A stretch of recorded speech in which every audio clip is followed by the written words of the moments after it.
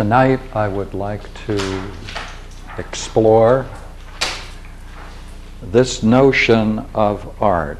In order to explore it, let me ask you, any association you have about the word art, or whatever you think it means, just set it aside.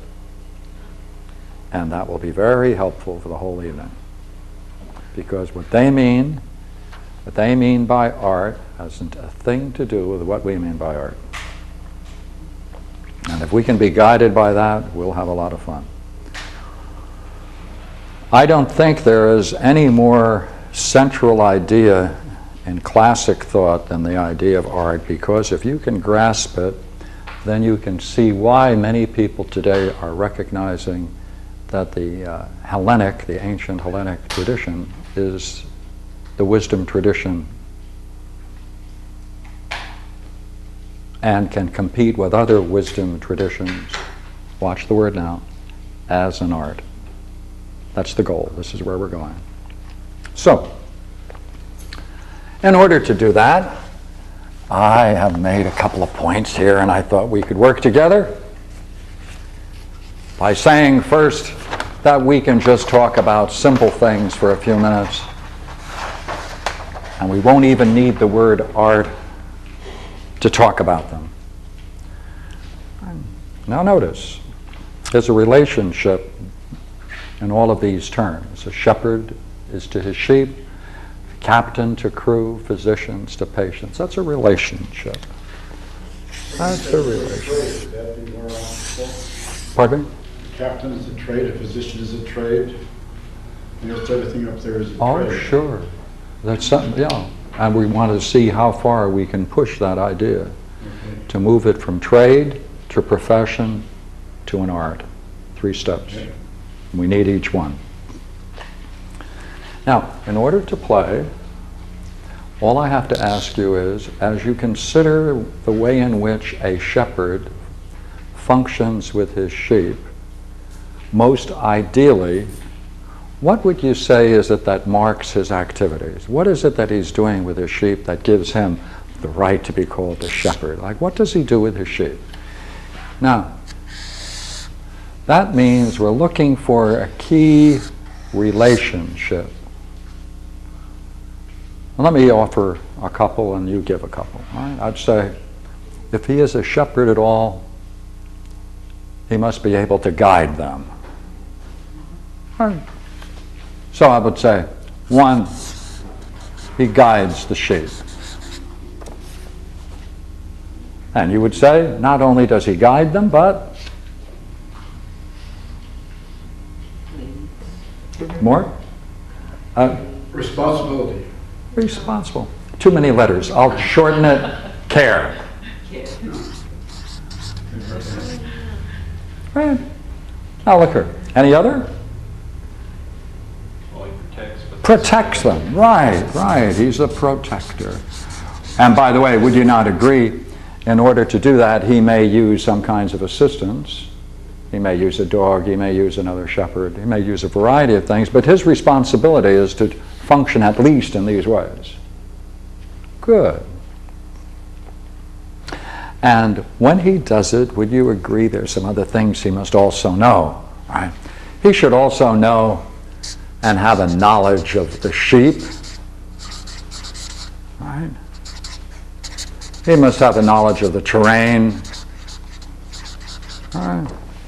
He must have a knowledge of the dangers that he has to face.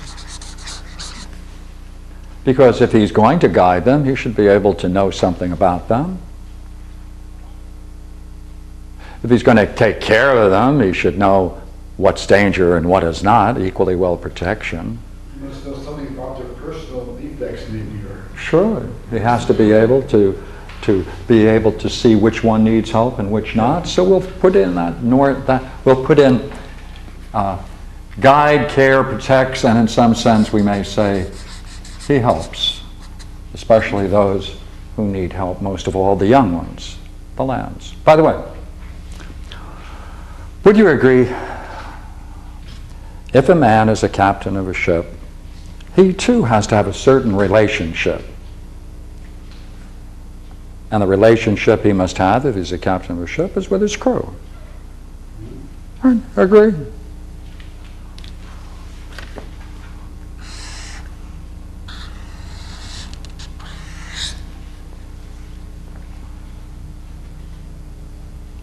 What would you say marks a captain of a ship when he functions most ideally? How should he relate to his crew? He has to be a captain has to be in order to take care of disputes. To be like a Thank judge. you. Care.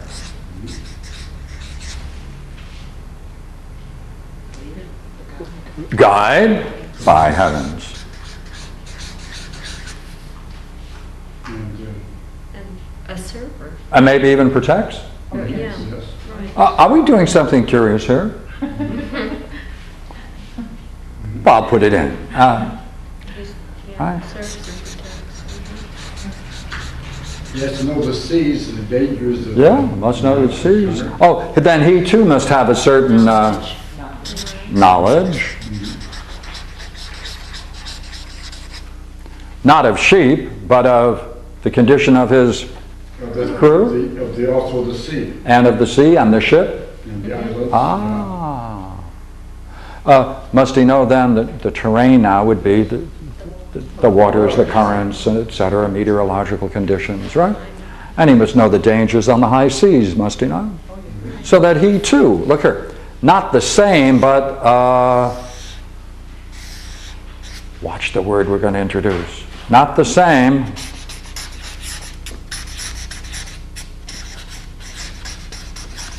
but similar.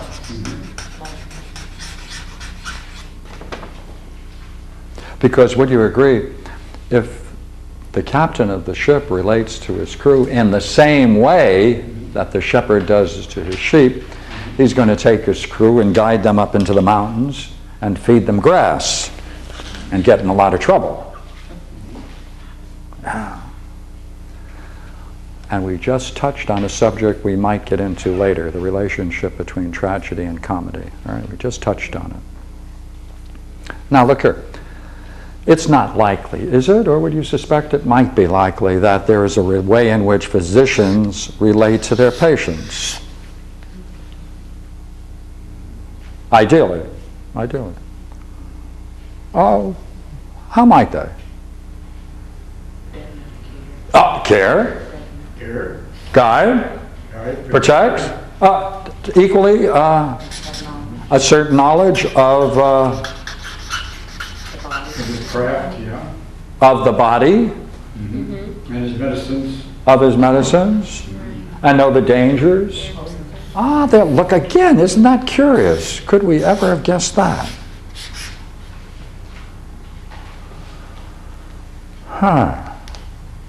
Well, if that's the case, I wonder what would happen if we now do something curious, which I'm going to call linking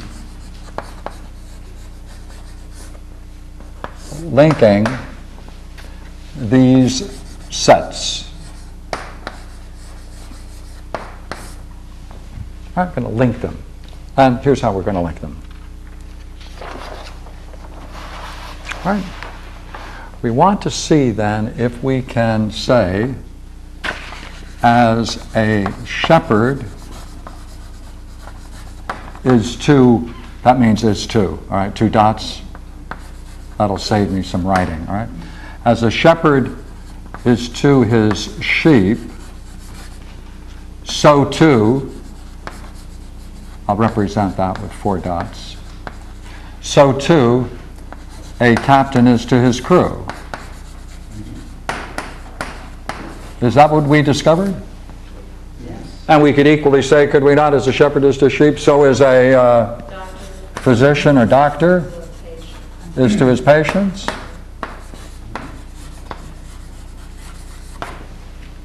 Oh, by the way, do you think we might be able to think yet of another one in here? Yeah, what about philosopher king? Pardon me? The philosopher king. I don't know anything about them yet. Okay. We're not there yet. Not yet. Could we also put a coach and his athletes? Yeah. Oh, yeah. Sure. Right. So we could expand them. I see, I see. Now I'd like to take one of them, this set, and see whether we can go into a little more detail about how he functions, because that will open up the possibility of taking whatever we discover in this relationship, see if it's binding on these others. All right. As you can see in this very, very sensitively drawn picture, the great suffering of this individual. Right? Yeah. And he's rushing for help, so he isn't too bad. He's not on it.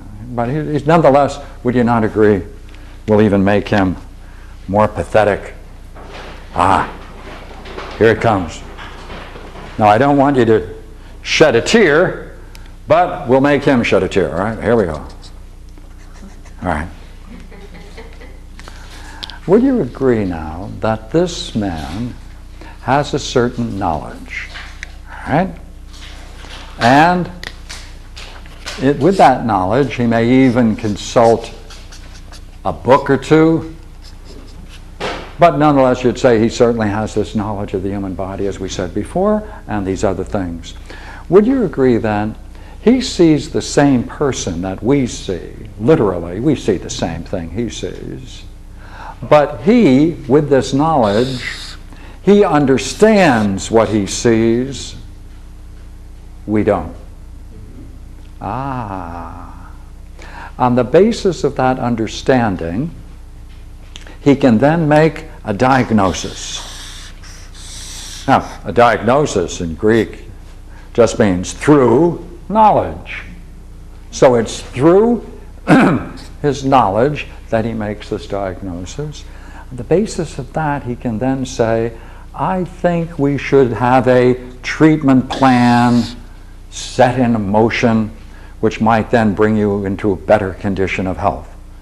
And then he will focus on the fact that we have to have a follow-up to make sure that the things that are recommended reach those kinds of conditions and bring about a better condition than a worse.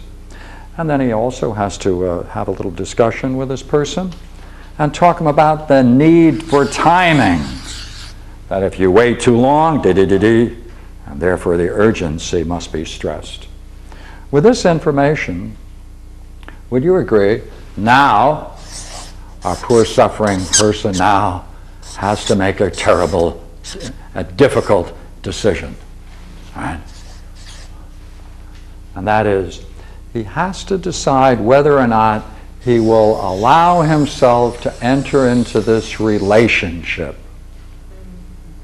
because he can only do it voluntarily. He must voluntarily enter this relationship. Now, when he does, he changes his name, and so does he.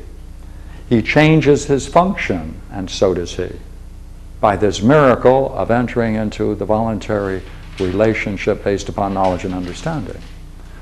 Because if he enters into it, and the physician agrees, voluntarily, they both agree, now he becomes something else. He becomes his ruler. And he becomes the subject. And on the basis of that, he has a right to command the subject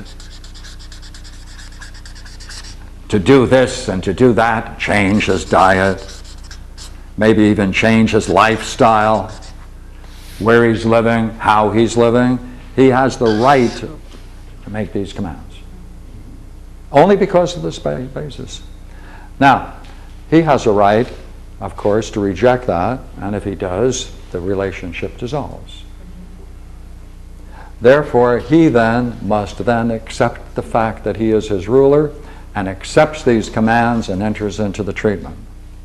Would you not agree there are some treatments that are of such a nature that he is going to suffer more than he did before and may endure more pain than he did before, and therefore we're left with a curious question, why would anyone want to obey such commands?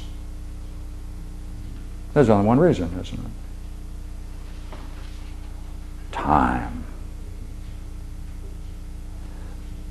unless the physician or the doctor tells him that if you don't follow this, there are certain consequences which will make its effect known to you in the most immediate and terrible way. Faced with that, he has to make a judgment. Will I put up with this treatment, perhaps endure greater pain and suffering, in the hope that, what will I do? Benefit in the end, right? And unless he sees that that is the way in which he may benefit, it is an irrational relationship. I reminded the movie King George, where was sick, and his physician took over and had complete command over King George. Yeah, and he did that's what right. he was told, and he became better. That's right. Now, we can play with this now, okay? Let's use this. Now, would you say that everything we've said up to this point can equally be applied to this relationship? To this relationship? Oh. No, not the crew. Not the crew? When he tells... Complete command. They have no, once they're off the sea, they have no choice. But there's also the element of timing again. Yeah. And the benefit is that they could be promoted in due time if they follow these, if they subject themselves to this complete rulership. Might the benefit equally be a safe voyage? Or that too, right.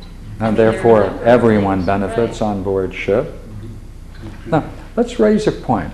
Suppose for a moment this patient were to discover, first suspicion, then his suspicions are confirmed, that a good number of the decisions the physician has made is so that he himself can benefit and not the patient. What if the patient, see, he changes his name. He becomes the patient, the other becomes the doctor.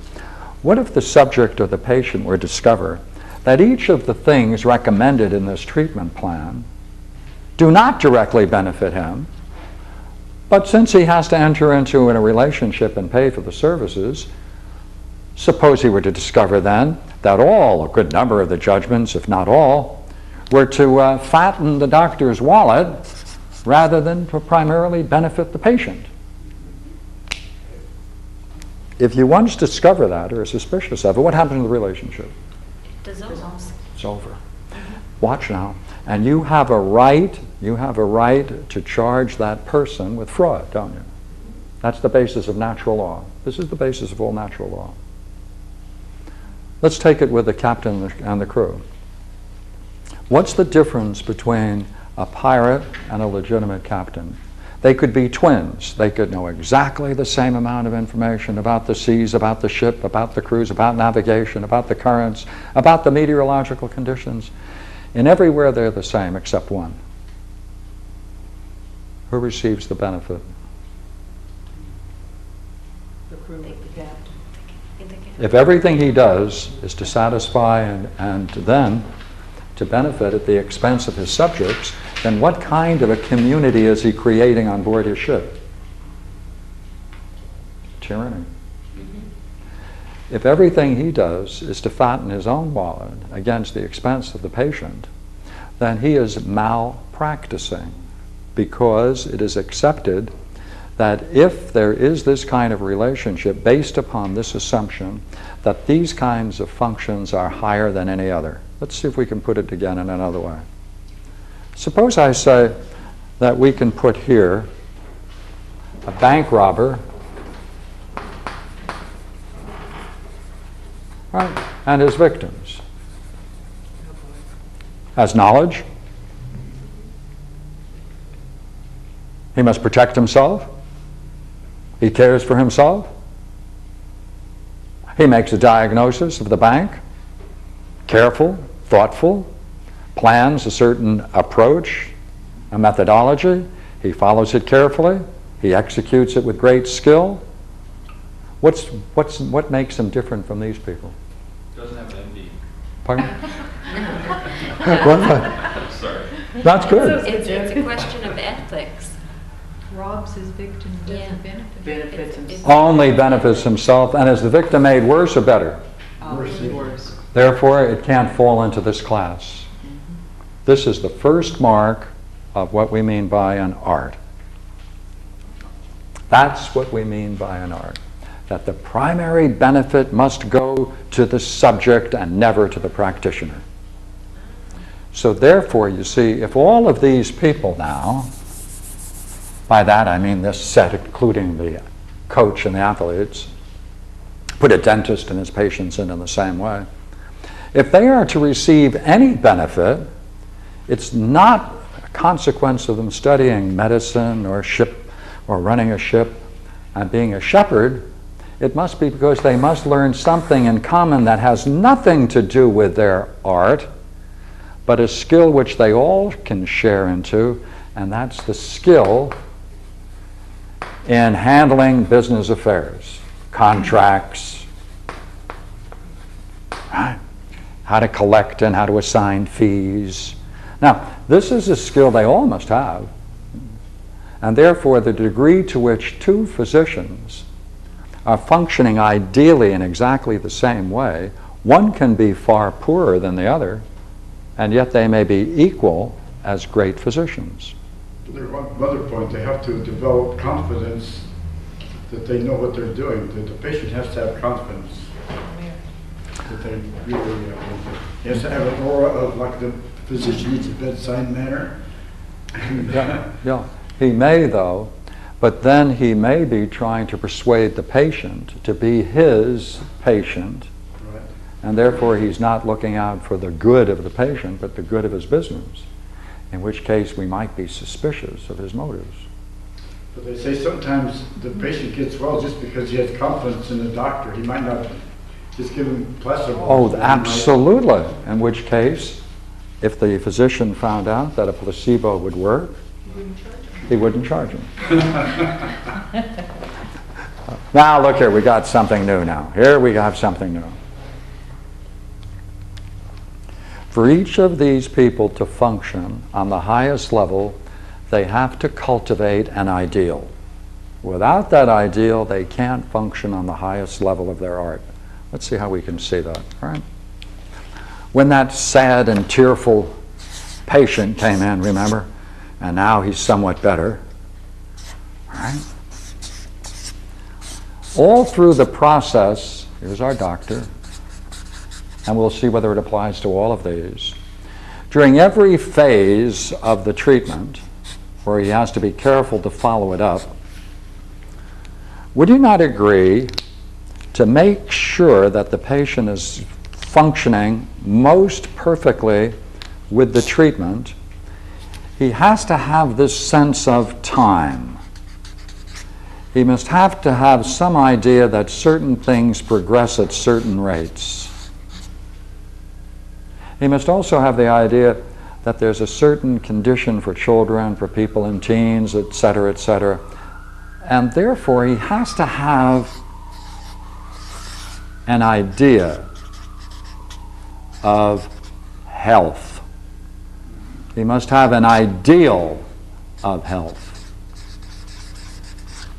And the sharper that ideal is, would you not agree, the more effective his diagnosis will be, because would you not agree a diagnosis is nothing other than a subtraction.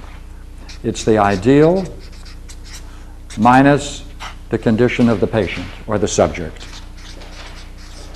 That difference, right, is the way in which he separates from the ideal, and the physician then must try to bring the subject through stages in the treatment to come closer and closer to that ideal, which is capable through the medical art. Now, that ideal of health is non-sickness, and we'll return to that, or non-illness. We'll return to this idea in a little later. Because well, let me just add something to it now. Would you agree the doctor wants to make sure that whatever injury and sickness the patient is afflicted with is handled correctly? And by correctly means that it is eliminated and to the degree that it's eliminated, to that degree the person can be restored, not necessarily to health, but to non-illness. Now, the treatment may have left him exhausted, he may be weak, but over the particular illness.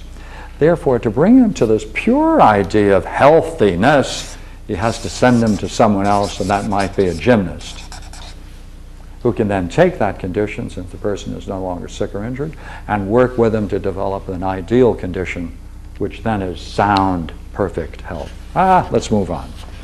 By the way, would you agree then the captain has to have an ideal of a perfect journey, has to have a very clear idea of what constitutes a good crew working together. He has to have a good idea of what seaworthiness the particular ship may have, because he has a perfect idea. The better he has, the better it is, of course, of what is a seaworthy ship. Would you agree with that? A shepherd, too, must have an idea of what it is like to bring a group of sheep together up into the high mountains and bring them back so that they are in better shape than he started out with. As a matter of fact, more ideal. Therefore, he must have an ideal. Right? Every one of these people, therefore, must have an ideal, or they couldn't really be effective in their diagnosis. Without that, their functioning is minor. Now, let us say these people came together. That's easy for me to draw, of course, because I have this rare skill. Right? And he'll be sitting. Right? And of course, since they're all knowledgeable, right, they're drinking cappuccino.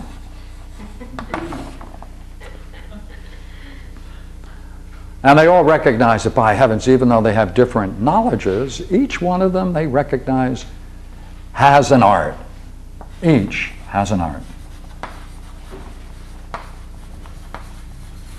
And so they sit around and they share their views of how they got to that point of being able to function with an art. And I think this is the way the dialogue must have gone. To master the art, number one, they had to have at their disposal a certain degree of time. Ideally, no end of good time to study whatever it is that's going to be their art. Right? No end of time. Freedom to study. Right? The opportunity, taking advantage of sacrificing everything in order to master the art.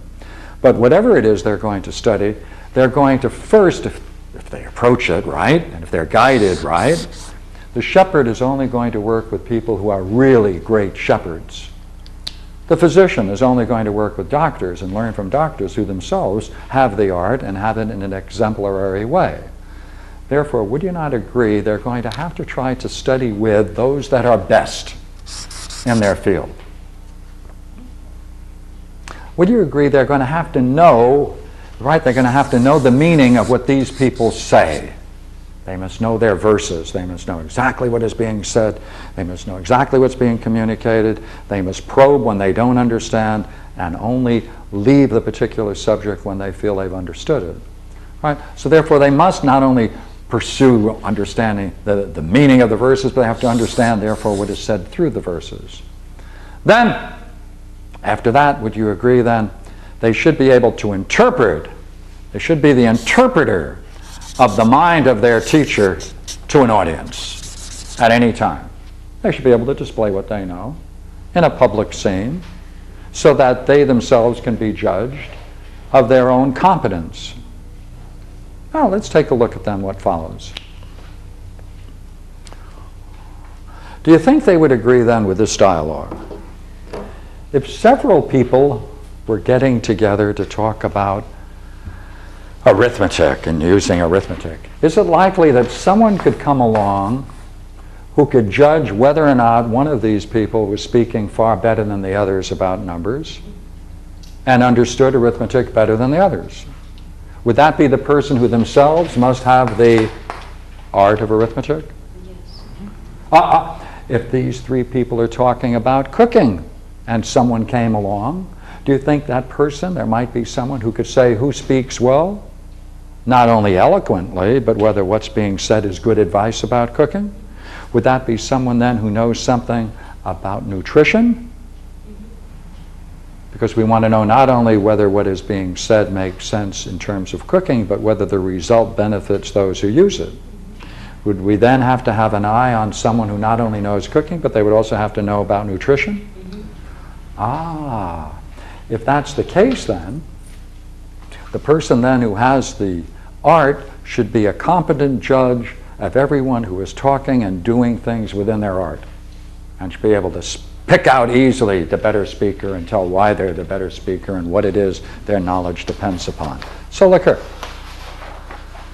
Therefore, if they're going to judge, they should be able to show which person is speaking best and which is not, and give an opinion about it. Then they should be able to go further than that. Now let's take a look at what this means. Then they should be able to talk about who were the great people in their particular art. They should be able to talk about great physicians, about great captains, about great shepherds. They should be able to talk about them. They should be able to explain all the good work that they've done. If they couldn't do that, we would say they don't have the art, because they couldn't be able to see the ideal in the way in which it functions in the particular people who possess the art. Therefore, they have to. Next, would you say what would be even more interesting would be to find someone who in any one of these is able to talk about the origins of medicine, who discovered it, who were the major figures in the field, who contributed most to it?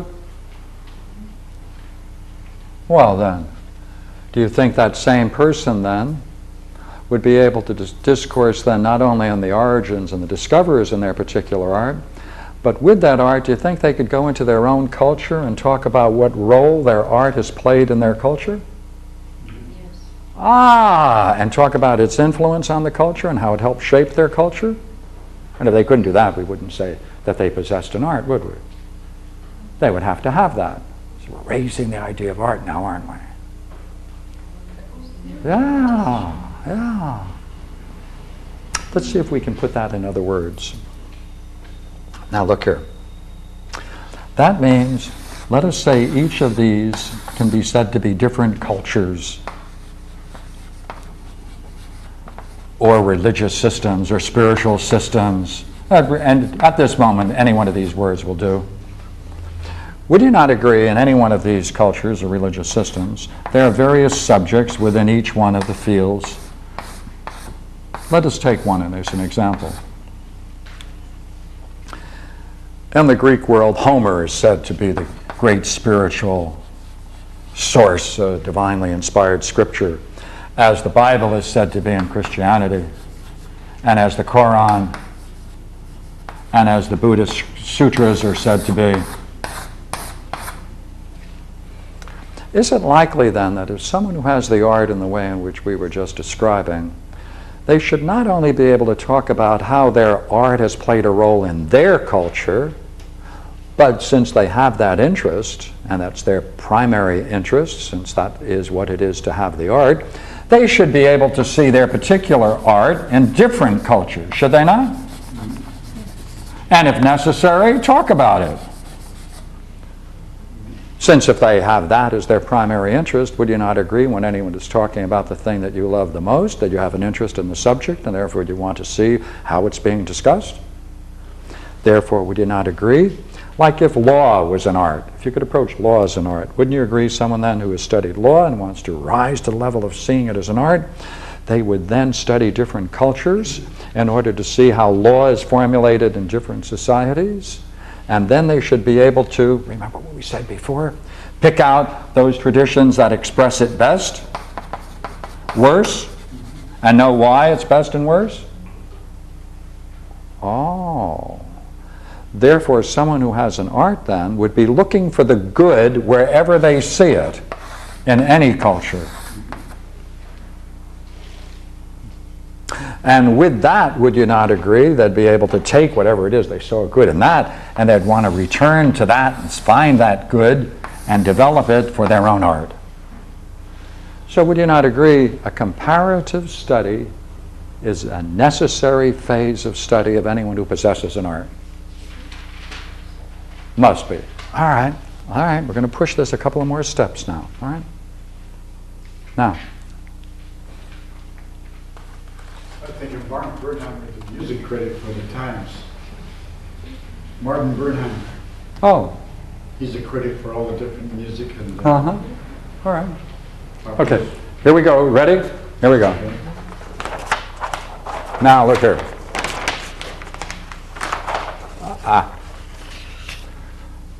Before I turn the page, let me just raise one question now. Would you not agree what we're looking at now are cultures and spiritual traditions? Would you not agree we're also talking about how each of these arts, using the word now in this pure sense that we've developed, each of these are separate and distinct. The shepherd, right? The captain, the physician, separate. Now, what has guaranteed that each of these are separate? What has guaranteed the fact that they remain separate? And what can we attribute that separation of this special knowledge in each of these? To what can we attribute it? Now, in the Greek world, that's easy. And that's why I can turn the page. Now, here's a quote. God has granted to each of the arts to be able to know some particular work. That's built into the structure of reality in this spiritual tradition. Why? Because different arts are different because they are knowledge of different things. Each of these has a different knowledge. It's a knowledge of different things. And therefore, what you know by one, you cannot become an authority on the other. Like my physician I had some years ago, he was a physician, but all of his literature in the front room was all about politics. So I used to ask him, which is your art? Because it certainly isn't by the art of being a physician that you happen to think that you're an expert on politics, is it? Or would you have to have a different study? In any case. So, that by which we should be able to know what is said, done, right? Look here, by that by which we should be able to determine what is said and done well in any field is the art. Anytime we can make that judgment, we say, the man who can make that kind of a judgment possesses the art. Now we have some fun. Here's where we go. And this is, we reach this one point, we'll use everything we've developed up to this point to explore this one question. Can philosophy be an art? What would follow? Here we go. Everything we've said we can now use. Uh-oh, not that. Not that. Here we are.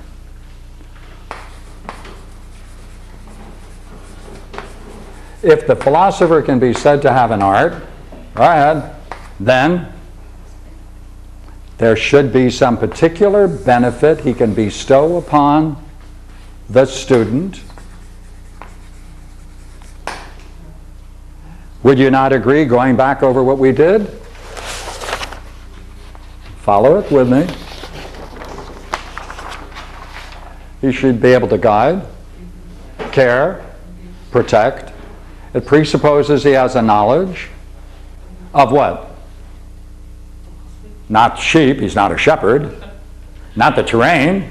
Wisdom, I guess. Pardon me? Louder, please. Wisdom. He should have a knowledge That's of... what he's studying, or that's what he's representing. Okay. Whatever you're going to do, it must follow the analogy, because all we're doing is functioning through an analogy, are we not? Could we eliminate student out of there and just put like object, and so to leave the question open, because we know that a doctor serves a patient, but I'm not too sure that a philosopher serves a student. Yeah, that's true. So we can leave it open, follow the object, you can- benefits the object. Perfectly good idea. You can do that, all right? Okay. Would you agree now, notice what we're doing. We're trying to find out what term fits into this. All right? So, would you agree a shepherd is a shepherd only because he has a certain knowledge and derives his title from nothing else other than the fact that he has that knowledge and can function with his knowledge in that way for the benefit of his sheep. Therefore, whoever gets that title, if the analogy holds, there must be some knowledge It allows a certain functioning that will then bring about a benefit. Now, among the ways in which men can be said to benefit,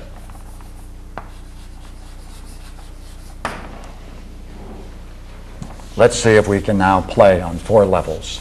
Here we go.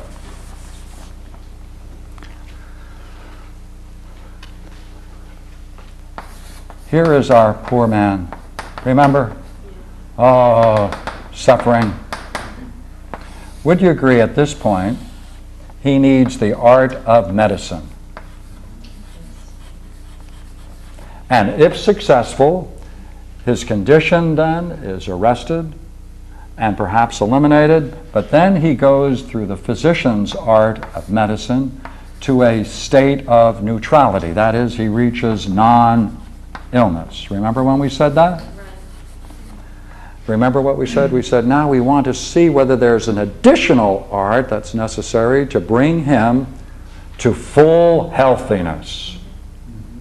Not just to rid himself of the disease and injuries that afflicted him. Would he then need the services of someone like a gymnast who can then would you agree he only works with people who have reached this level?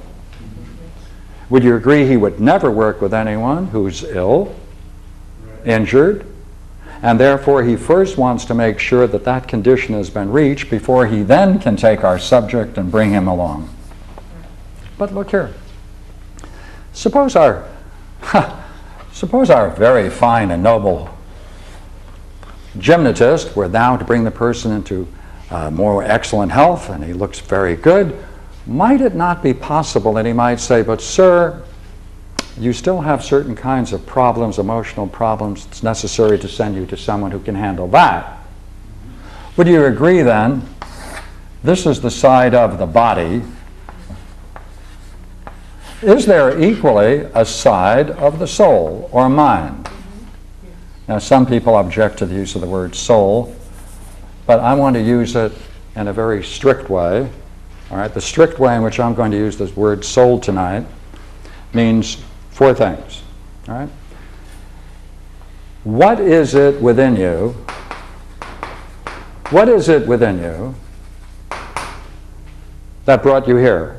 Let me ask it another way. Would you agree you couldn't have gotten here if you didn't have a plan? Would you agree you couldn't get here even if you had a plan unless you could command yourself to do it? Would you agree that even if you had a plan and command yourself to do it, you wouldn't do it unless you thought you had sufficient care for yourself to do it? When these 3 things are together, we can then act. But wait a minute, what is it within you that does that? For the Greek, that's the word psyche, soul.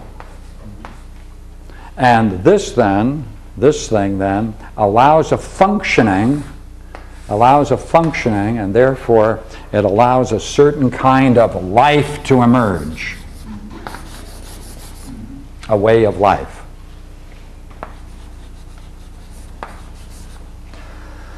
Now, is it likely that there are times when mankind is in conflict with himself and he can't do these things?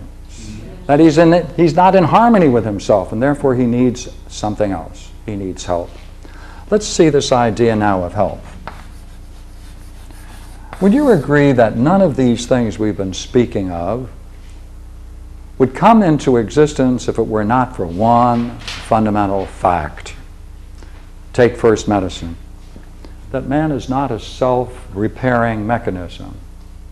He's not a self-repairing mechanism. Left to the wilds, left to nature, he's not going to survive. We are not self-repairing. Therefore, we are in need of the, what are we going to call them? The arts, to bring about a certain kind of excellence. So therefore, if a person is in conflict with themselves, would you not agree in our society we might assign that person to a psychologist or a psychotherapist? Right? Someone who can then help with that kind of a disorder. Would you agree now, does that person then, when they're then treated, using the same model, when they discharge them, have they reached the full excellence of their soul? Or have they just gotten rid of whatever conflict they have? Therefore, they reach non-illness as well. Now, wait a minute. Is there a fourth? Wait a minute. When I studied psychology at university, they only studied sick people, and they never studied healthy people. That's right. That's right. That's because of this reason. No, that's because of this reason. And also they didn't Because, soul. that's right, you see, it fits this model. It's a therapy. It's a treatment. It follows this model. That's right. Of course. So therefore, we're asking, hey, is there something like gymnastics for the soul, for what gymnastic does to the body, which brings about its own inner excellence? That's the issue, see. That's where we're going. Is there a fourth? 1, 2, 3. Is there a fourth? Ah, all right. Now we can do a little more. All right, now we can push it another step. If philosophy can be said to be an art, what should it be able to do if it fulfills the condition of the fourth missing member? Let's try it. All right? Because we don't even have to argue about what word to use. If there is something that can fulfill that, it must be an art. It must seek the benefit of the subject. It must bring about a certain kind of excellence of the soul. What? So, some sense, it must, I mean, it's got to help the soul plan, command, and care at a higher level than it ordinarily can. That's right. It can make a better plan. That's right. It has better command of That's all right. things in its That's right. capacity. And That's it's- right. it must have some vision of the good, because caring means that. Like, mindfulness, good. That's right. So it has to have a higher It vision. must have a vision that will be comparable to this on this side. As this is to the body, so this must be to the soul. Therefore, would you agree, if we could speak ideally now, then we should be able to take someone then who is damaged in this way, bring them about to the full excellence of health, or that we can put it in different traditions. Hatha yoga. Can we? We talk about hatha yoga. Right? Over here now, all right, here is someone suffering from these kinds of problems and disorders. What would bring him to this? And what kind of a condition would that be? Well, look here. If there was an art for that, there'd have to be a certain kind of knowledge, wouldn't there? A certain kind of knowledge and a certain ideal. So let's put it in here. Here we are. Even though I don't like taking away this great art. So this missing person here, right, he would have to have an art that presupposes a knowledge. He would then have to have an ideal.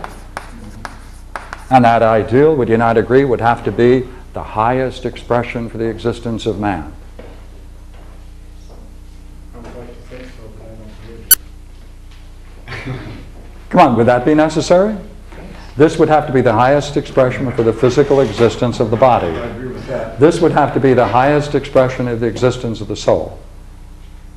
Well, there's a lot of pseudo-psychologists that put in a belief system, they would substitute a belief system. For Yes, they would. And then we would then have to ask, which is where we're going, the role of belief and the role of knowledge. That's right. That's where we're going to go. That's right. That's right. But let's get there. All right, okay. They'd have to have the ideal of the perfection, would you not agree? The perfection or the excellence of the soul.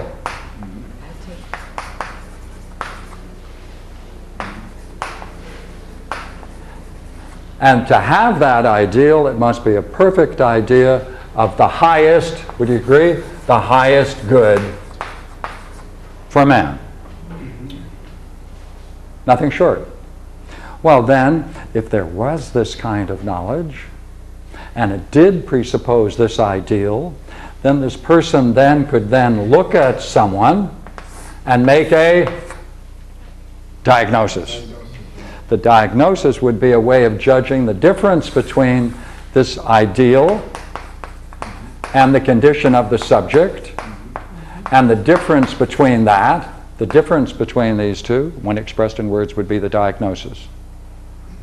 Would you agree then, if he's functioning as a knowledge, he's functioning through knowledge and understanding, then a training of the soul should then be expected on the basis of the diagnosis through the knowledge. Then there should be a follow-up. Would you not agree? And time would play a critical role, what to do, what, when, under certain conditions. And would you not agree that entire thing must be totally for the benefit of the subject? Or it can't be an art. Ah, now look what we're going to do. We're going to go back here.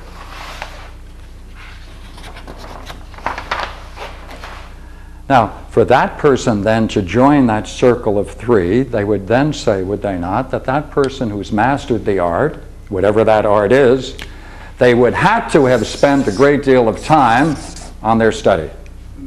They would have had to have studied the best in their field. They would have to know what is being said and understand the meaning of what is being said, the verses, and understand it thoroughly. And they then should be able to interpret the mind of these people to an audience.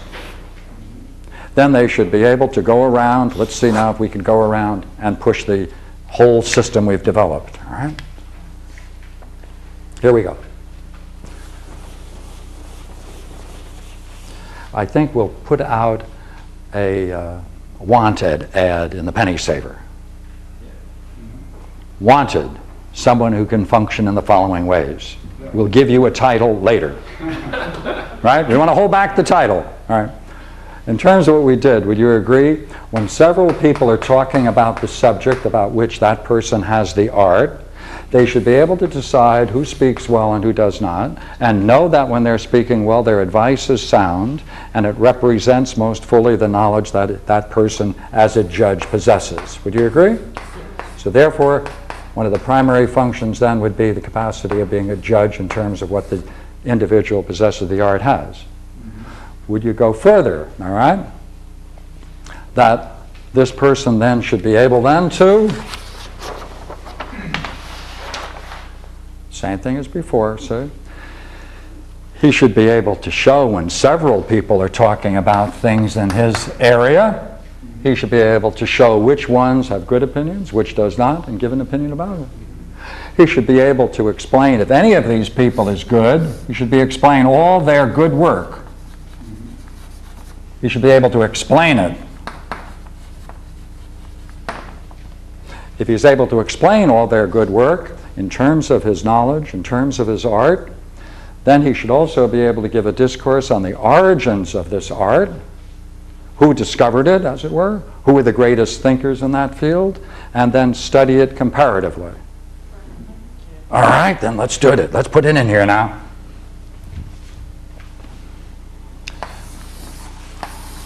Now, you name those kinds of systems that address themselves to the perfection of man. Got some?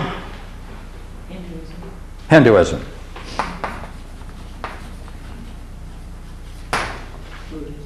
Buddhism.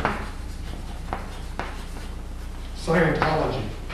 Scientology. No, Buddhism won't fit, because in Buddhism they demand not knowledge but a transformation. Knowledge is not enough in Buddhism. I totally agree, but do they do what they do without any knowledge?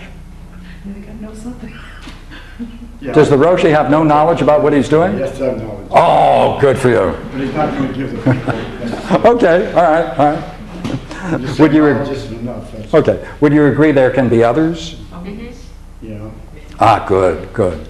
Now, if there can be others, he can now make a comparative judgment, can he? He now can be engaged in comparative judgments. What should he be able to do? Be able to speak about all of them. That's right, but would you agree they're different?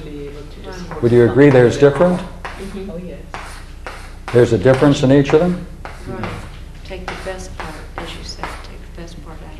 Pardon me? Louder? You should be able to take the best part out of all of them. And Would it not only, you're quite right, would it not only be the best part of each of the systems, but the best part that also represents this art? Right. So wherever these systems come closest to approaching this art, in each of those systems, let's put it in this way, all right? This shaded area, whatever it is.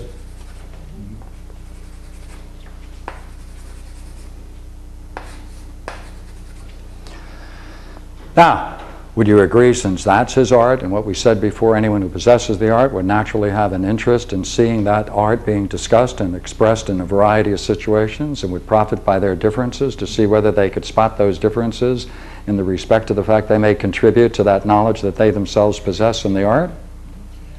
If that's the case, come on, therefore, they would then want to study these, would they not? And they would be able to identify those where this information is said best.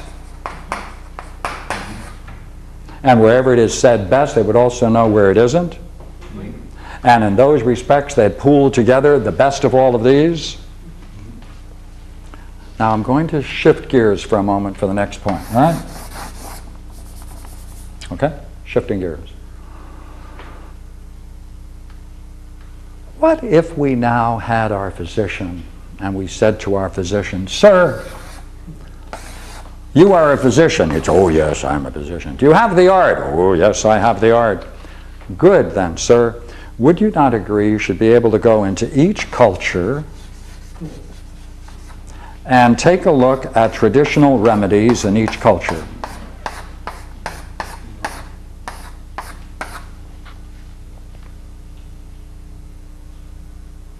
Should he not then say, "Oh yes, I would be interested in doing that"? Now, what would he look for? Would he try to now master each of these cultures? Or would he try to look to see what they do best in their traditional medicine? And he would then examine only that, wouldn't he? All right, good. See if we go one more step now.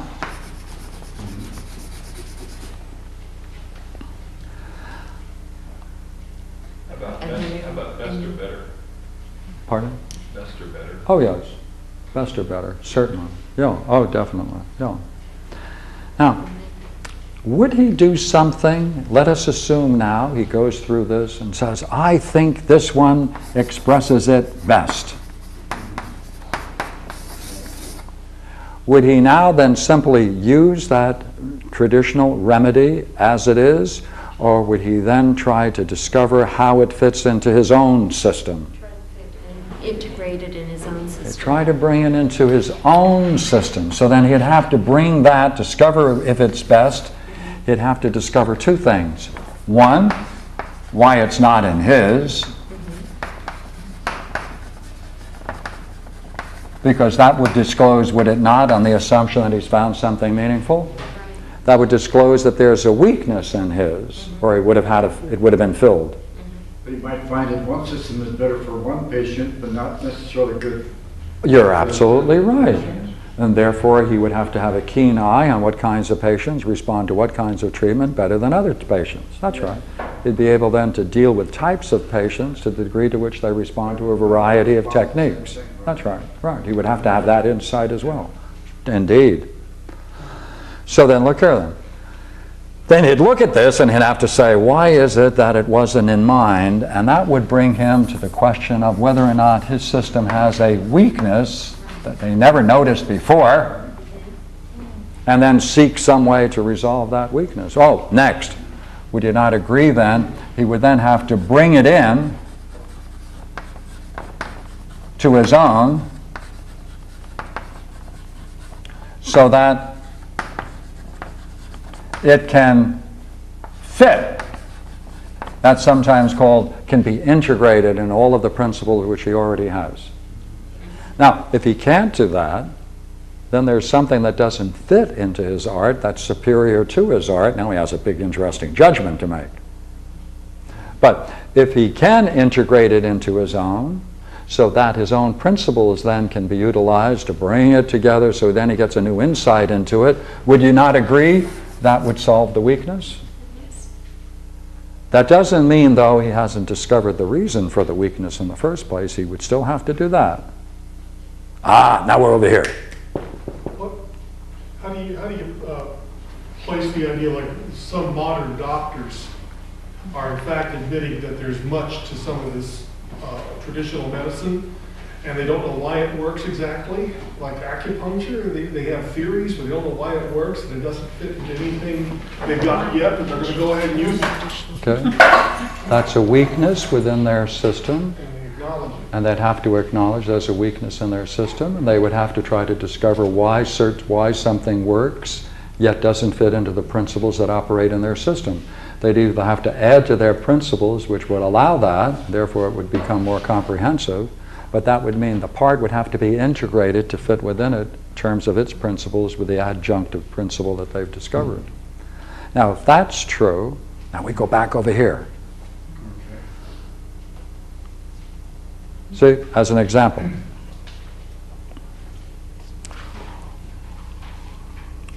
Would you agree he would not want to study the whole culture and all their views, but he's only going to go again for the best and the most developed?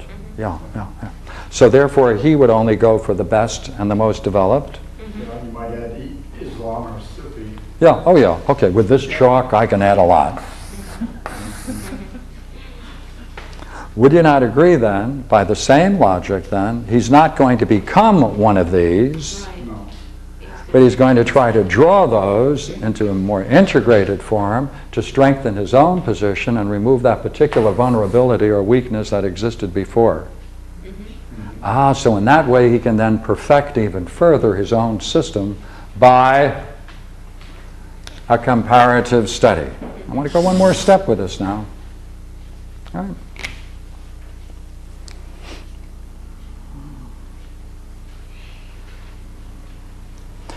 Therefore, if someone is into comparative study of different spiritual systems, because they can tell you stories about each one, and can give very learned accounts of who said what and when they said it, we would say that's a wonderful thing to know. You haven't reached the level of an art until you can go the next step and point out if there's anything in these different cultures or different religious and spiritual systems that is so significant that cannot be included in your own or doesn't have a corresponding piece in your own, because that's the goal of an art, to make the art as perfect as possible. So that, let's say, would you not agree there are various people in our society who make comparative studies? Joe Campbell, Alan Watts, a whole group of people. But we would say to them, would we not, it's nice to hear these stories. It's nice that you've understood these, but we want you to go the next step and identify those pieces that are so profound, and their profundity is a measure, in this sense, of the fact that we don't have it in our own and need it to overcome a weakness. And therefore, would you not agree they would not be comparative specialists at all? Only to the degree that they're looking for the goods which are there and may not have a comparable part in their own art. So in other words, they have the information, but they haven't mastered it into knowledge. Of these people. Right. That's right, they don't have arts. That's right. If they're not doing something similar, they wouldn't have the art. That's right. That's a nice jump. Well, that's right. Therefore, if anyone who does take their discipline, this particular spiritual discipline, as an art, would you not agree, here's the hard step, they would have to make a different kind of synthesis of what it is they have discovered, and not merely be content to talk about each one, their strengths and weaknesses. In other words, they'd have to be willing to let it have an impact on what they're doing. Pardon? Do it again. In other words, say Christian, or say you have art called Christianity is going to benefit us all. You can say, fine, then it would behoove a Christian theologian to study all other religions. looking Yeah. for that which benefits the soul in a certain way. That's right. And to see if any of these other religions may have aspects that haven't been developed in Christian That's tradition. right. That's right. Because Then he'd have to acknowledge his own position had a weakness Mhm. and Augmented. and be willing to augment it. Yes. In other words, if the system's not willing to grow and augment, then That's you can right. say that it's Frozen in time. frozen in time, therefore it can't be an art, Can't be an and art. therefore it can't really be a benefit. That's right. That's right. Now, see that one part I want to stress that you said, okay? One part. Because when this is identified as significant and meaningful, that fulfills a weakness or a gap in the art, the ultimate test would be whether or not then it could be used to benefit the subject. Back to it, isn't it? Because we are after, are we not, the perfection of man, the perfection of the soul. And therefore, since that's our goal, we will discover it anywhere we can to bring out those parts which are the best in these systems. And if those best parts in each system happen to be better than the others, we will then want to look at them to see whether or not we have something comparable in our art. If we do not have it, it would be a weakness. We would want to then augment it into our own system. If we could integrate it within the principles that we have, or adjust our system to add to it other principles so that it would be a more full and unified whole for the benefit of man. All right.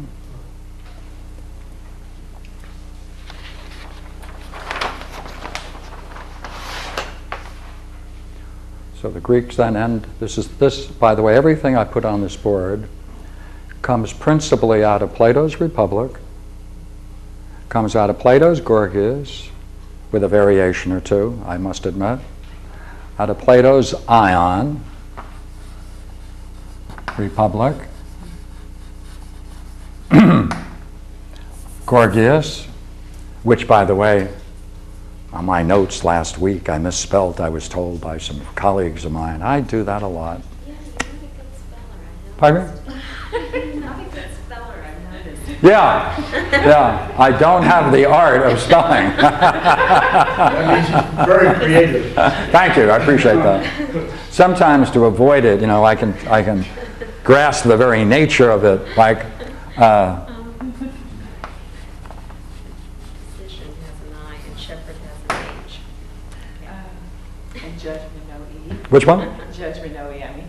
Oh yeah, see? How about this one? Oh dear. There should be a ZTI. There should be a T there. ZT. Psychology. Okay, enough foolery.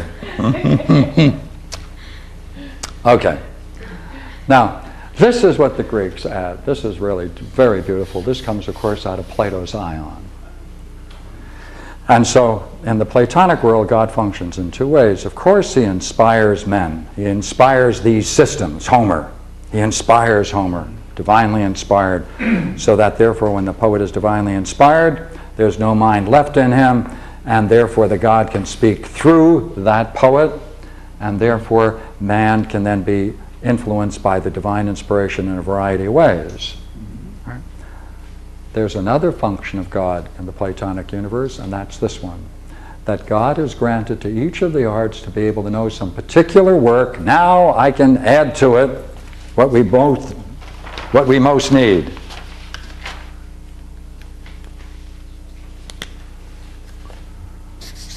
For the benefit of man. So that man can become more excellent as a man.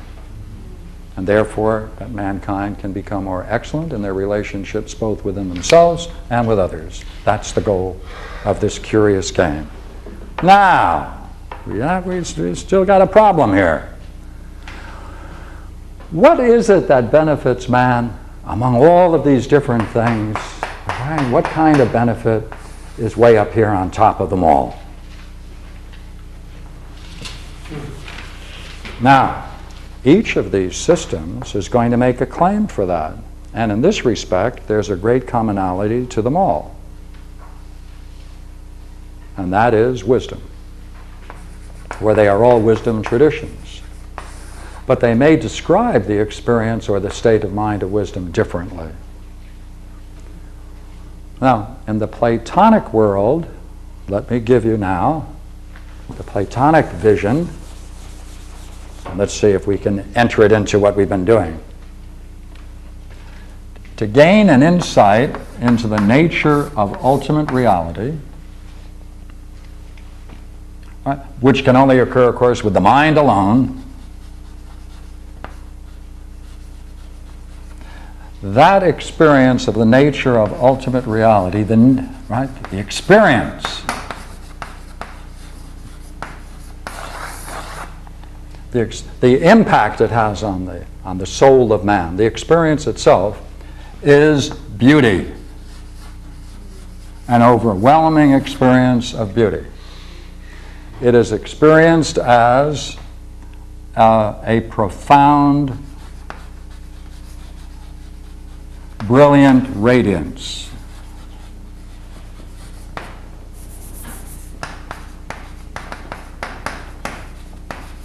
How about ecstasy? Pardon me? Ecstasy. And that effect that has on him, right,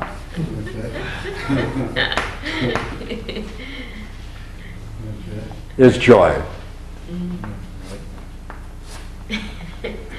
Now, what's curious about that experience, and the thing we need to know, is why that benefits the man who experiences it. That's all. 2, right? Where's the benefit? And why call it wisdom?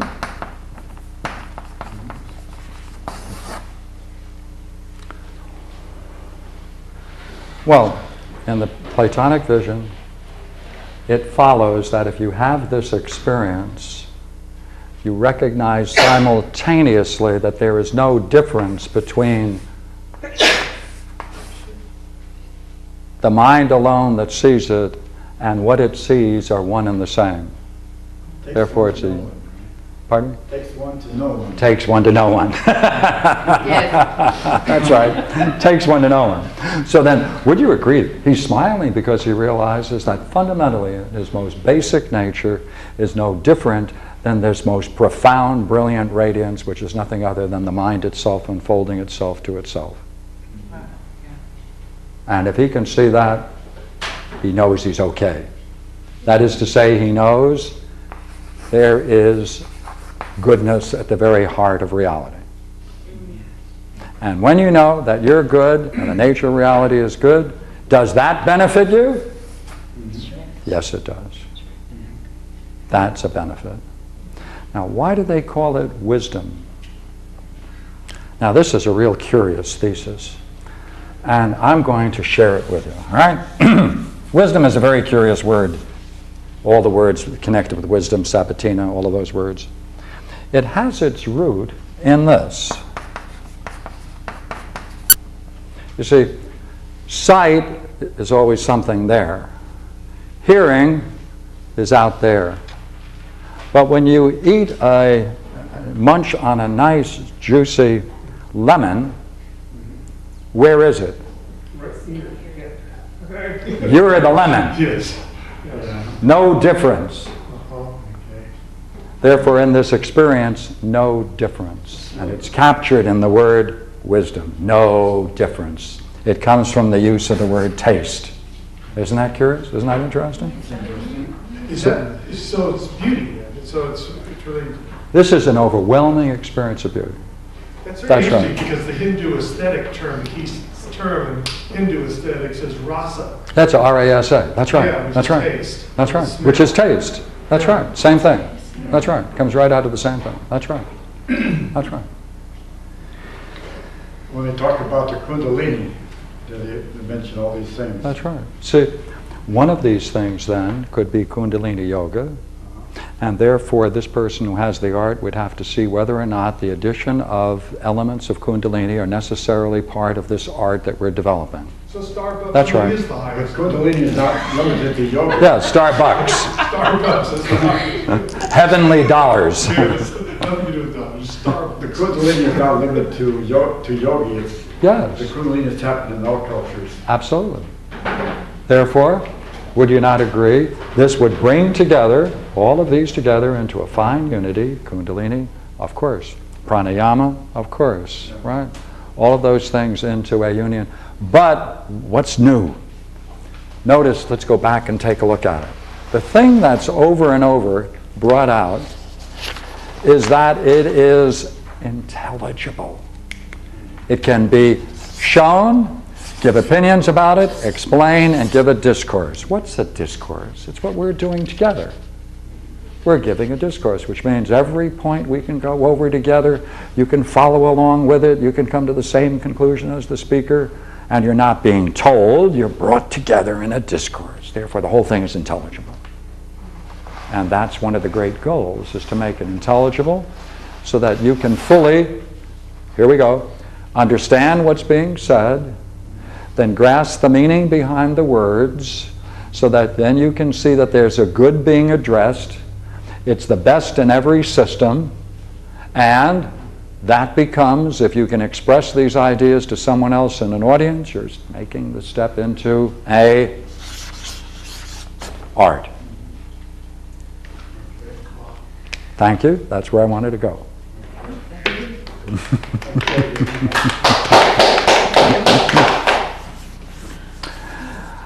Now we can go, can we? Yeah. I'll take more questions, but I can go somewhere else with it in a few minutes. You said you wanted to tragedy and comedy. Oh, tragedy and comedy. Oh, we can do it. If there aren't any, I just kind of like to do that myself. Oh, okay. Yeah. Yeah, I would like to make a point about belief. Some people stop at belief, and they're That's- satisfied with that, and they That's never go beyond. You're absolutely right. That's where we were going. Yeah. That's where, matter of fact, exactly where I was going. There's- Um, I have a question. Sure. The one thing that I'm kind of bewildered over is that I understood this concept. I was thinking of many different things besides just spiritual study and doctors yes. and applying Oh, yes. it, and it does kind of Oh, work, yeah. just like the shepherd and Yes. the captain. That's right. But one thing that wasn't mentioned, and with this sort of Mhm. ultimate reality and the beauty Mhm, and the mhm. radiance of the mind, then there was nothing about then, or even here, of really, and when you had the three Mhm. caricatures, you know, Mhm. there was nothing about, and you said that they were discussing their own art, there was Mhm. nothing about passing that on. Oh, you're so right. That's so right. Remember, we were looking for the object? Yeah. We were looking for the Right. object of Yeah. this. If there's a philosopher, must there be an object? Right. What do you think that And the object is going to be then? This, The student. right, It must then be passed on. yeah. That's The right. student becomes a philosopher. Yeah, and you And- said and that. that then becomes a that's the transmission. art. But then, Yeah. but then at that point, I'm assuming then it continues and it goes Yes, on and on yes, and on yes, and on. yeah. Okay. This was called the diadoche in Greek, which is, it's a succession like there is in Buddhism, Right. a dharma succession, and that went on Yeah. for 1,000 years until, of course, it was closed down by Justinian at 529 AD. It was all closed down, no more Okay. public Because maybe it's exploration just philosophy. semantics, but when I heard you say about this radiance and the mind and this Uh-huh. gentleman said ecstasy, Yeah. I thought, well, does it stop there? Oh no, it doesn't stop No. here. It Never could, it Oh no, couldn't. oh no, oh no, no. There's a step that goes beyond this. Right. And there's enough, I think you're talking about the symposium talks about that transmission and the offspring. Mhm. No, no. Oh, we're on now belief and knowledge. Now, each one of these has its sham appearance, necessarily. Each one has a sham, all right? Would you not agree there are people who offer alternatives to medicine? We won't even have to name them. But would you agree there are people who want to give the appearance as if they know how to cure any number of things and they have no knowledge? Absolutely. Right? And there are many of them. Would you agree? Would you agree equally well there are all kinds of people who are going to be offering all kinds of remedies in the same way without any knowledge for these people? Yeah. Would you agree there's even a whole group of people that are willing to help you look good even though you're not? Yeah. They paint your face up and make you. Paint your face, cosmetics, fashion. That's right. Right. The whole business of fashion. Right. Now there's a whole group over here too that are going to give the appearance of knowing, and they don't have any. That's right. Or they're going to confer upon you the appearance of knowing. Yes. And these are, in the classic world, we call them sophists. Yeah. So for each, there is its artificial appearance, and therefore this is the battle between appearance and reality. These always are interested in inculcating in the person belief, to try to convince them that that sham is real, and therefore that presupposes it's successful, that they have appeared so believable that the person believes them. Ah, now look here. We can use this.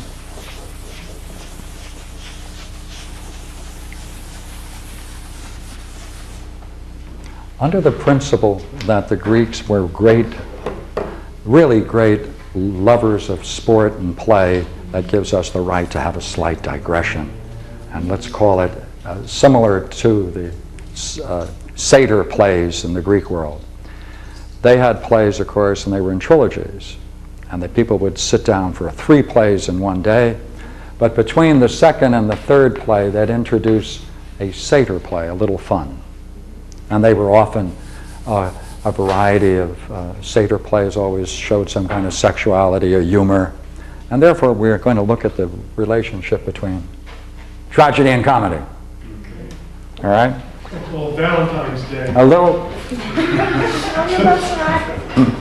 What day is that, by the way? Tomorrow. Okay. I got to keep that in my head for reasons which you I'm sure you know. Now look here. If the shepherd is to his sheep as a ruler is to his subjects, all we have to do is focus not on similar relations, but same, and have a lot of fun. Right? And we can introduce a story, and we can have a lot of fun with it. Because if you expand these terms, then you can then add a story to it, and that story to it generates a natural allegory. That's how allegories are generated out of analogies. Like, as an example, right? A physician, to function as well as he does, needs a nurse who's going to control certain things. He's going to have an office, right? He's going to have a certain kind, obviously a certain kind of knowledge, and he's going to have obviously have patience, right? He must not only medicine, but he must also know the states of mind of his patients. By the way, if someone is a shepherd or a captain of a ship, is it not likely he might use something that functions in a similar way to a physician? A shepherd may use a sheepdog, right? And he may not have an office, but he can have a tent as he moves around. He must have a certain kind of knowledge and a certain bunch of things called sheep. Right, a shepherd, therefore, functioning in this way. Now, what we say about one, we can equally say about the other. So let's shift here. Now, if you want to generate a comedy, you go for same, all right? You take the part that is known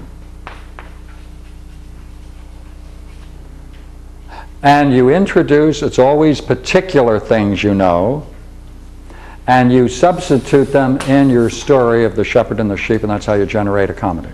Let's see if we can do it. All right. I know a shepherd, and he was about 80 years old at the time, and the people in the village where he lived wanted to, he was really a kind of an entertainer in a way, and so they wanted to do something good for him, so they told him, why don't you take care of the sheep? And so sure enough, he had this dog, and his dog's name was Nanny, or sometimes just Nan. And the dog was female, so it was a bitch. And this shepherd then would take his sheep up to the mountains, and he always did something curious. He wanted to get to the high ground up there in the high plateaus, and he wanted to get there first, and he knew there was another shepherd going up another way. Gorby was his name at the time. And he brought along them. They wanted to rush to see where they could get through the pass first. Get the Yeah. grass first. Yeah, yeah. So what was interesting about it is our shepherd then decided the thing to do would be to load the sheep, use some of the sheep to carry rocks, because he had this specially made sling. And it cost him quite a bit to make the slings, so the people in the village had to support him in that effort to make the best kind of slings, you know, because he wanted to get up there as fast as he could. And so, of course, he put them on the black sheep, because that way the prices are better for white, you know, for the white sheep over the black sheep. So he got the black sheep to carry most of the rocks as he drove them up to the mountain passes. And so he planned on then trying to get through that pass first. But the dog, you know, that dog of his, kept barking at night at the stars and kept him awake all night. And that Nanny sheepdog, I mean, was really, really strange. The shepherd's name, by the way, is Ron, was the guy's name. Ron. Yeah. And what am I doing?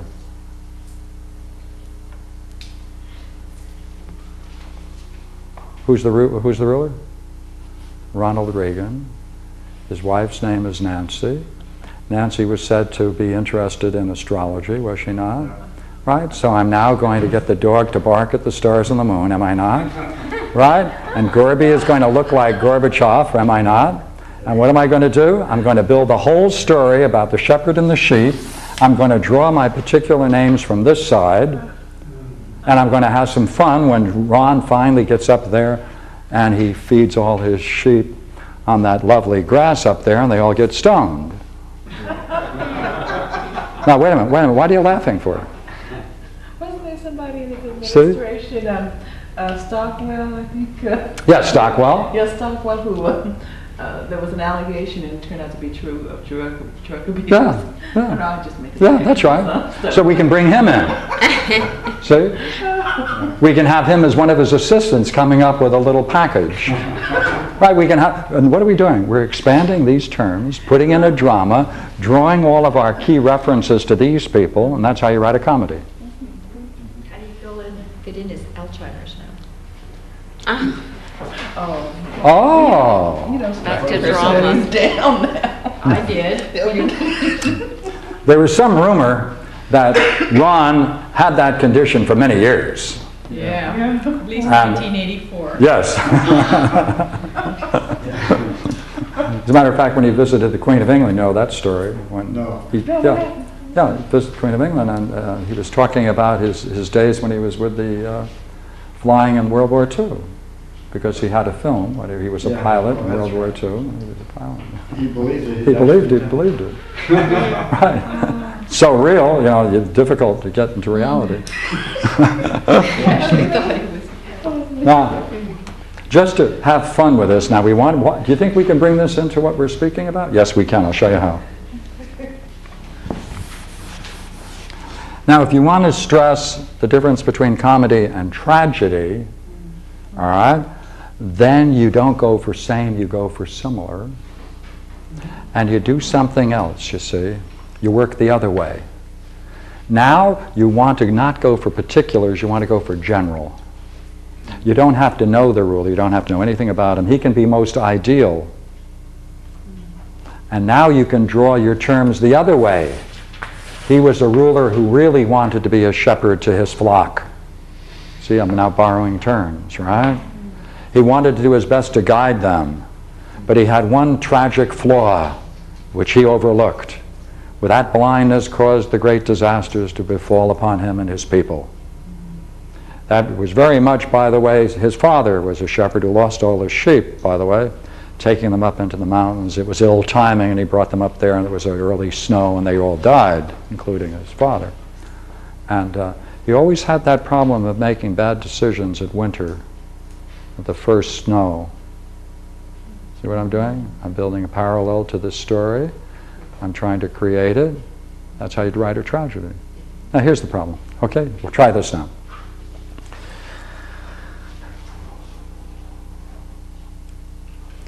The comic figure, would you not agree? There's something curious about him. He doesn't know that he doesn't know. He doesn't know that he doesn't know, and acts as if he does know. All right? The tragic figure, what do you see in that? He knows that he knows everything, but doesn't know he doesn't know something vital. And he's willing to be true to what he knows and push the implications of his condition while he is most honestly and forthfully interested in uncovering his own ignorance, even if it brings about the ruination of his state. Oedipus, right? He's willing to face any possibility to understand what the problem is in his society, and he finally has to turn it upon himself and see that the weakness that he has is the very cause of the disaster to the state. So therefore, would you agree then the comic figure in terms of knowing is different from the tragic? Now wait a minute, between them, or is there a third? Now the problem is, where shall we put the third? Because there's another figure who says, I know that I do not know. That's the wise one. That would be the court jester. I know that I do not know. Watch now, I'm going to change it. I know what I do not know.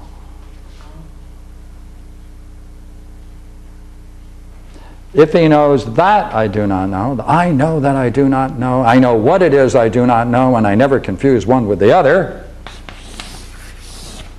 he's in possession of knowledge, isn't he?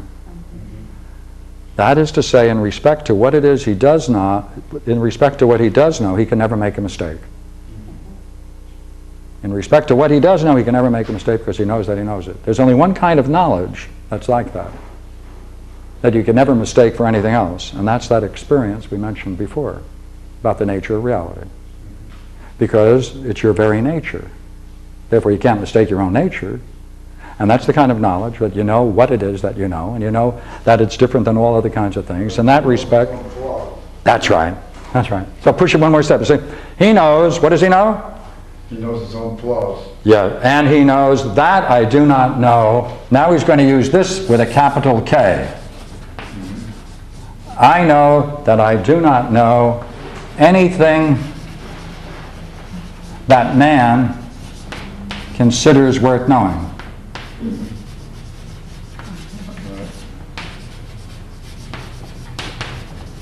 Like the Daily News. That's right. Right? I know that I do not know anything that the common man knows and considers as knowledge. For I know what it is to know, and I can never be mistaken about what it is I know. That's the philosopher. Therefore, that kind of knowing, where does it place him? See? So let me give it to you in terms of the ancient problem in Plato's Symposium. See, one of the ancient problems, which is fun to bring in today, is where would you put the philosopher? Is he between these two? Because there's something very comic about the philosopher. He doesn't care about what other people think. He's pursuing this goal. He can look ridiculous at times to the common man. Right, therefore he is a comic figure. If they catch him with this kind of superior knowledge and reveals it, he may in fact be doomed, which is what they did to Socrates. They put him to death. So he's a mixture of the tragic comicality of life, yet he's separate and distinct from both. And that's the very issue at the end of Plato's Symposium. He gets Agathon and he gets Aristophanes. Aristophanes is the great writer of comedies, and Agathon just recently won first prize for tragedies, and he poses these questions to both of them at the conclusion of the great speech and the great dialogue called Plato's Symposium. So therefore, we can bring that in a fun way and say, therefore, this curious art then in some way moves us from being comic to tragic to really the real problem of knowing And that's the issue of the philosopher, or the philosopher king. So, thank you. Okay, very good. Okay. So he could also be known as the fool. Sir. What is the philosopher's way of knowing? He knows by virtue of that enlightenment experience what it is to know. And he knows that except for that, there's nothing else that he could say that he knows. Is that it? Okay. There's nothing, because anything else you know may rest upon a set of hypotheses, axioms, beliefs. So that would render all the other arts provisional. In the end, they're provisional. Yeah, in the true sense, there's only one art, Yeah. and that's philosophy. The other arts still exist in some provision. What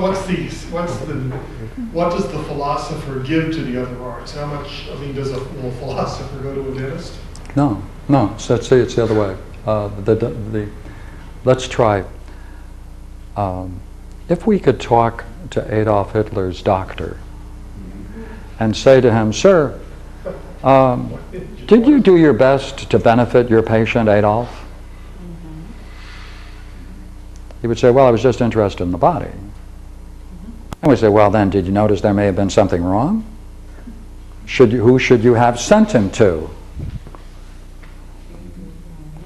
For you only benefited him partially if he didn't exhibit the kind of excellence that is really required when you benefit man.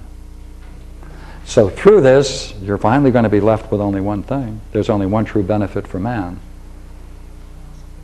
But behind that, of course, the irony of that, of course, is that unless you're in good shape and you're not, you're not diseased, philosophy isn't going to do you much good anyhow. So there's the fun side to that. So ideally, our job is to go through the three, to become as free of disease as we can and injury, to become strong as we can. And this strength in philosophy is the most curious thing. And just to go back to the symposium to show you why it's necessary, in order to endure and penetrate most fully into that experience, you have to be strong. You have to have strength. And Plato puts it very well. He says, it's by contemplating that great ocean of beauty, and in respect to that, see, he's going to give great speeches which in fact then nurture and develop, and he gains strength thereby for this experience. Now he puts it in such a lovely way that I'd like to read it to you. And well, I'm going to have to use my memory if I didn't. Oh, you have one? Thank you. That's, this is at page 105.